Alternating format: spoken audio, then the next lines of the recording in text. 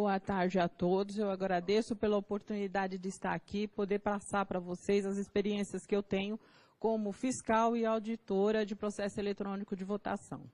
Eu gostaria de lembrar aqui, fazer uma ressalva logo no início, que as questões que eu vou colocar aqui, elas não têm a ver com o resultado de eleição.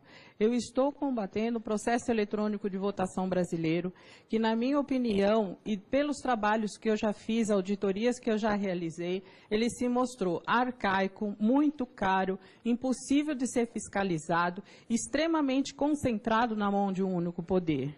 Para vocês terem uma ideia, eu sou advogada. Quando eu estou atuando na Justiça Eleitoral, eu tenho contra mim os peritos, que é a Secretaria de Informática, que são peritos réus, porque eu estou combatendo, eu estou contundentemente dizendo que existem fraudes, existem possibilidades de fraude ou vulnerabilidades no processo eletrônico.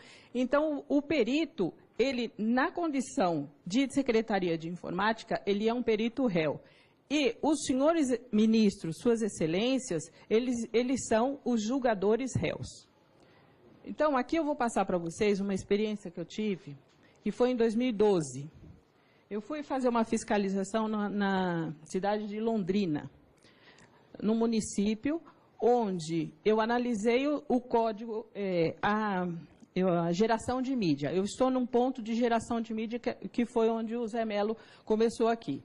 Eu pedi os logs de geração de mídia e o que eu encontrei lá? Eu encontrei um programa rodando sem assinatura. O meu antecessor, ele disse que todos os programas que rodam na urna são assinados. Não, esse não foi assinado. Esse programa, ele rodou de uma forma não oficial.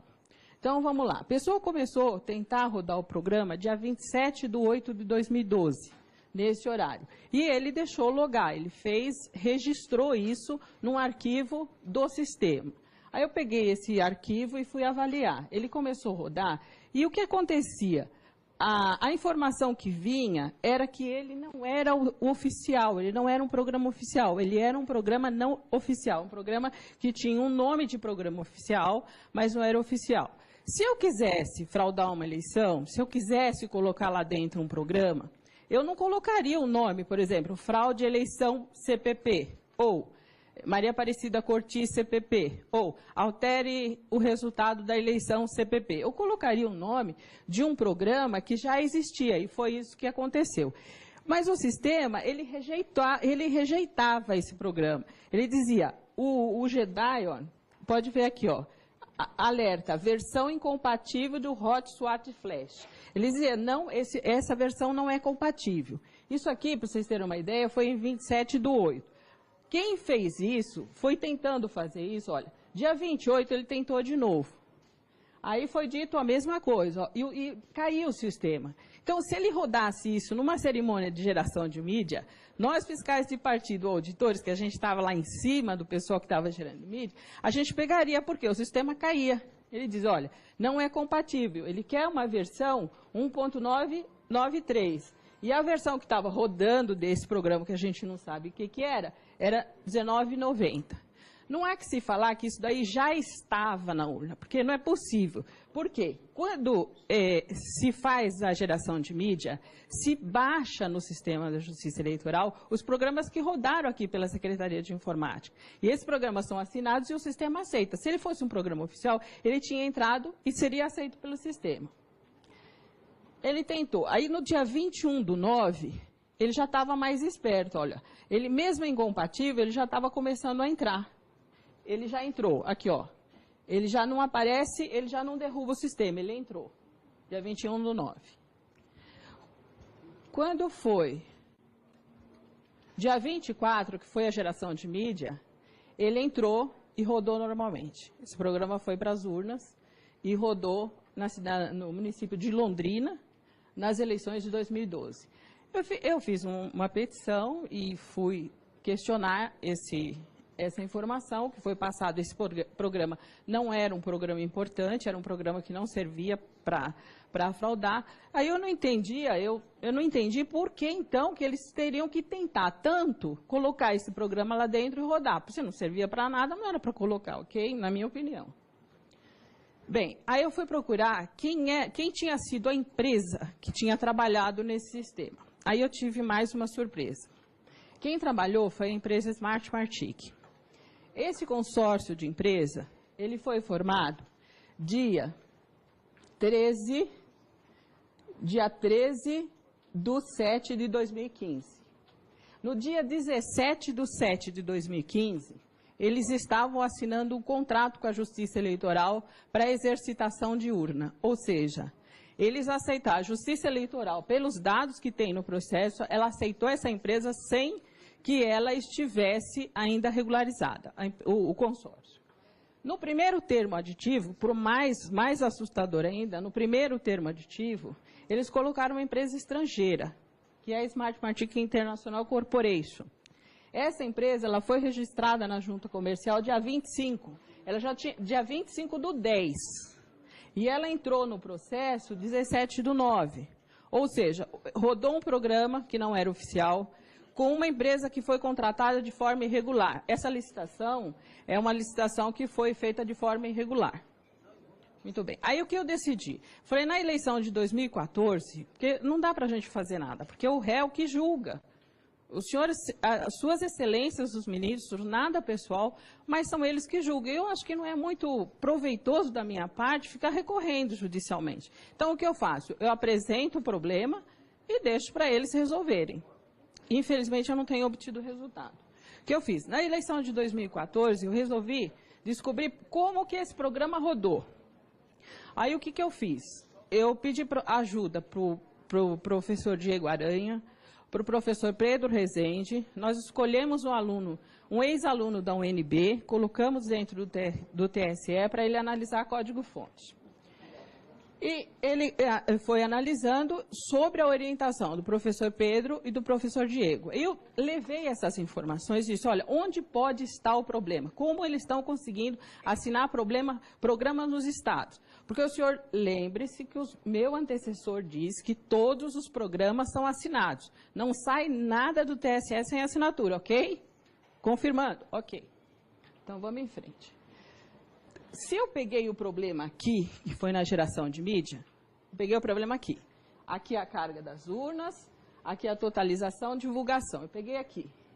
Então, o problema estava aqui. Aqui o que é? É o desenvolvimento dos programas no TSE. Então, tanto eu, professor Diego e professor Pedro, nós decidimos centrar nossas forças aqui. Vamos analisar o código-fonte. Analisando esse código-fonte, a gente achou uma coisa muito estranha, muito perigosa para a nossa democracia. O que aconteceu? Nós Presidente, temos questão de ordem. Está difícil de ouvir. Deixa eu ver se trocar o microfone. Eu acredito que... É o plenário conversando. O plenário, aqui. Não é a professora. não sou, desculpa, pensei que era meu. Não. Vossa Senhoria... Você pedir silêncio, por favor. Vou só pedir para que todos, então, respeitem a palavra da nossa convidada. Então, o que nós descobrimos dentro do TSE, sob a orientação do professor Diego Aranha e do professor Pedro Rezende, através das mãos do Gabriel Gaspar.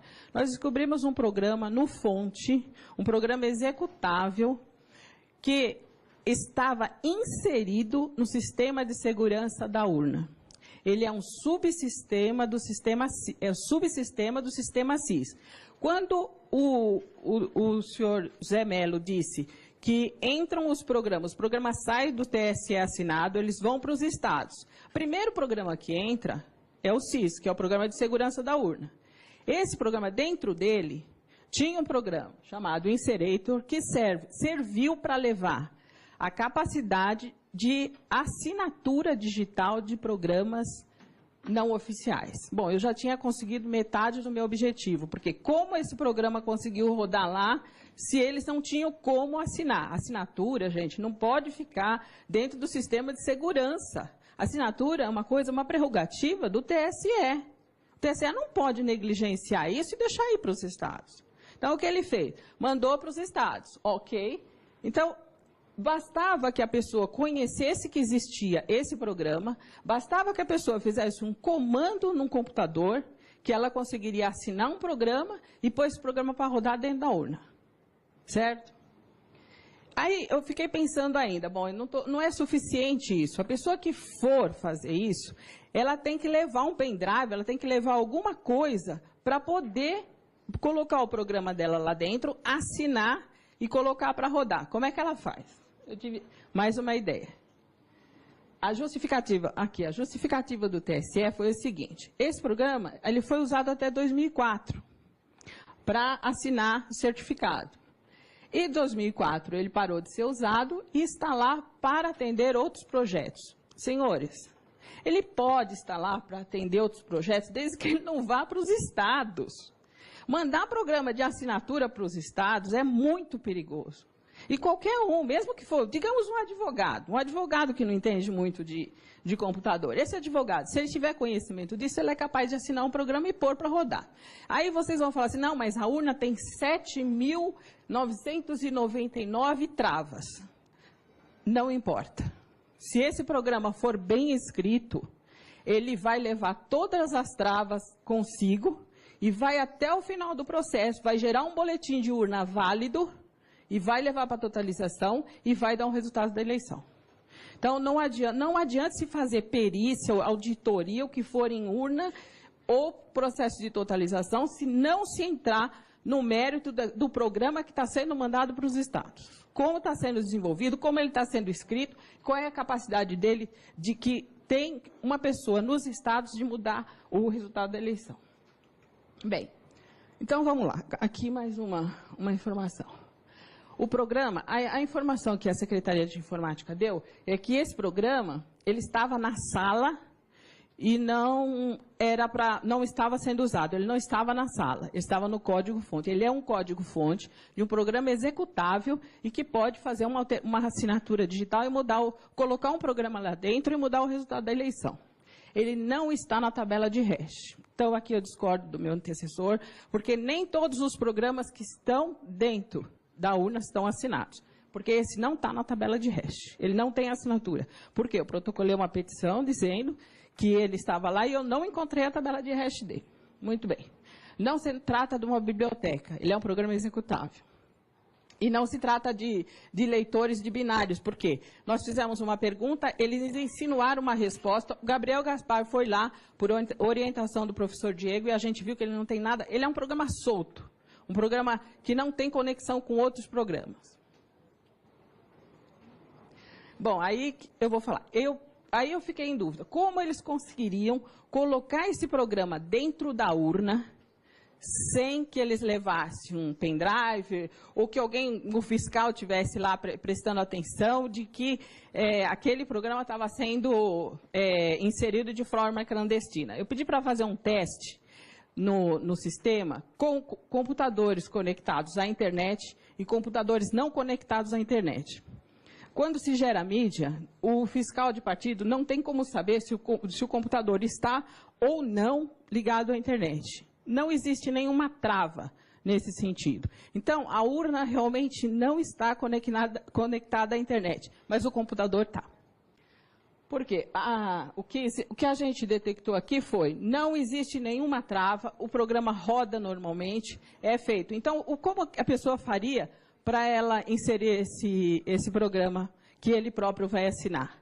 Ele deixa o computador conectado à internet, assina um programa que ele quer que rode, que dê um comando para ele até o final e vai limpando a área até produzir um boletim de urna válido, e baixa o programa da internet e pronto. Não tem problema nenhum nisso. Então, eu descobri o que, na minha opinião, aconteceu em Londrina. O programa rodou, com uma assinatura oficial. Como que ele foi colocado lá dentro? Só deixar o computador conectado à internet, mais nada. Nós fizemos uma petição, mandamos essas informações e, como eu disse, eu acho que não é muito produtivo para nós, advogados que militamos nessa área, para a gente ficar recorrendo. Por quê? O perito é réu e os julgadores são réus também.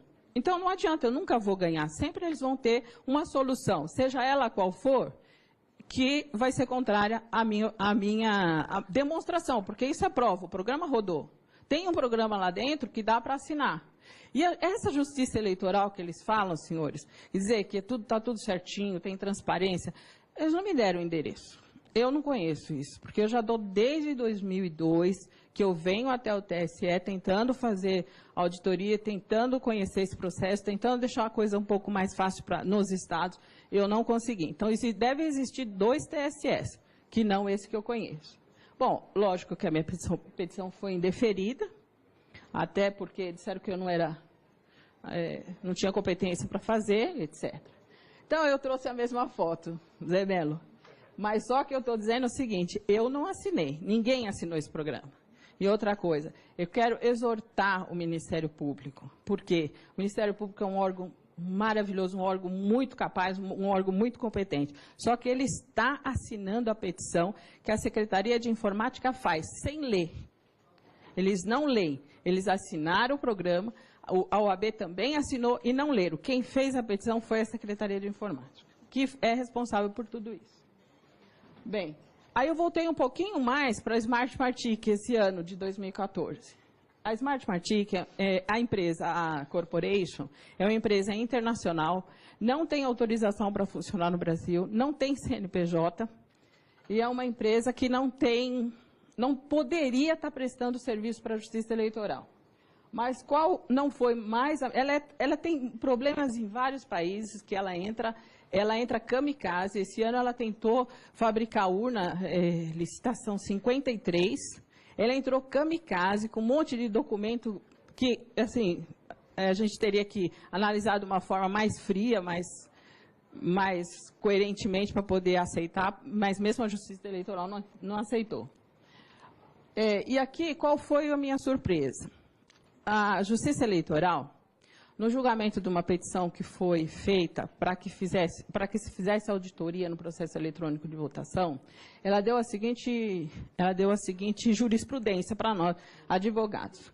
Os sistemas e programas utilizados nas urnas de propriedade da Justiça Eleitoral não podem ter seu acesso franqueado a pessoas físicas ou jurídicas estrangeiras ou vinculado a países ou entidades internacionais.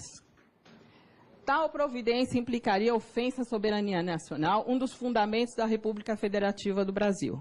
Isso serve, senhores, para auditoria, só que não serve para a empresa que foi credenciada em 2012 e a outra empresa, e a mesma empresa que, em 2014, também teve manuseio de carga, de urna e trabalhou para a Justiça Eleitoral, embora não centralizado no TSE, mas de forma individual nos estados.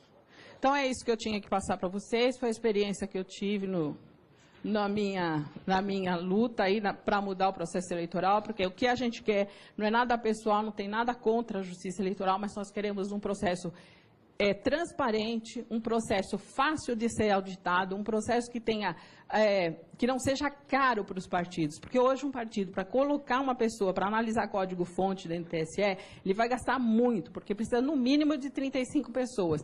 E esse 180 dias, vocês não pensem que vocês vão ficar sabendo de tudo o que acontece, não, porque ele é feito num outro lugar e passado para a gente só quando os programas estão prontos. E existem programas que ficam prontos no dia que eles são lacrados. Muito obrigada. Agradeço. Concedo a palavra ao secretário de Tecnologia da Informação do TSE, senhor Giuseppe Janino, pelo prazo de 20 minutos.